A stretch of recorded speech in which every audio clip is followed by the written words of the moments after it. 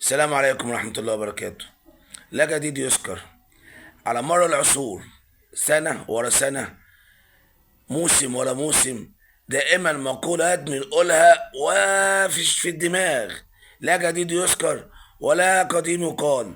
يعني إذا لم تستحي فافعل ما شئت، بيعملوا. نقول كالعادة وما زال التعريض مستمر، بيعملوا.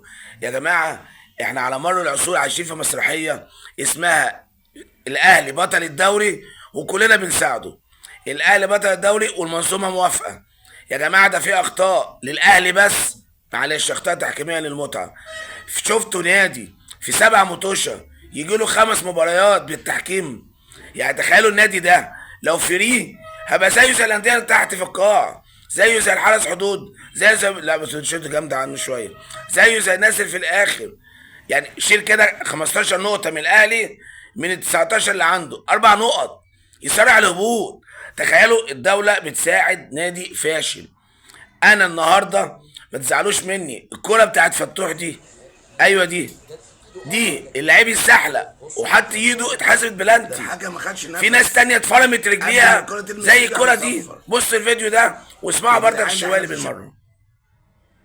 فضيحة تحكيمية يا سادة. ده فرمه. يعني بص، عمل كل انواع المخالفه، شد بالايد وفرم رجليه برجليه، يعني هرس رجليه برجليه التانيه، وياسر ابراهيم زق اللعيب التاني، ومحمد الحنفي واقف خايف يصفر. لقمه عيشه تروح يا جدعان. اللقمه اللي مليانه حرام ما فيهاش رزق، ما فيهاش بركه. لامتى الانديه هتصبر على مساعدات الاهلي من التحكيم؟ والامتى اداره نادي الزمالك ما بتتحركش؟ يا جماعه، احنا لو لفينا ال 44 دوري في كل موسم، لمين لنا كده 5 6 مباريات اللي خدهم الاهلي، والله العظيم النشاط تتوقف. لحد امتى؟ يعني الكوره بتاعت فتوح النهارده دي، الحكم ما خدش ثانيه صفر، ما عرفش يفكر زي ما يكون مستنيها. الكوره التانيه بتاعت رامي ربيعه كارثه. طب بصوا الكوره دي، لعيبه الاهلي مصطفى شبير ما راحوش للكوره خالص، ما راحوش. بص عملوا ايه؟ الواد اتفرم لدرجه ان مصطفى شبير بيدور على الكوره. احنا من حال لحال، هي ما بتتغيرش. الاهلي يكسب بالتحكيم والدوري للاهلي.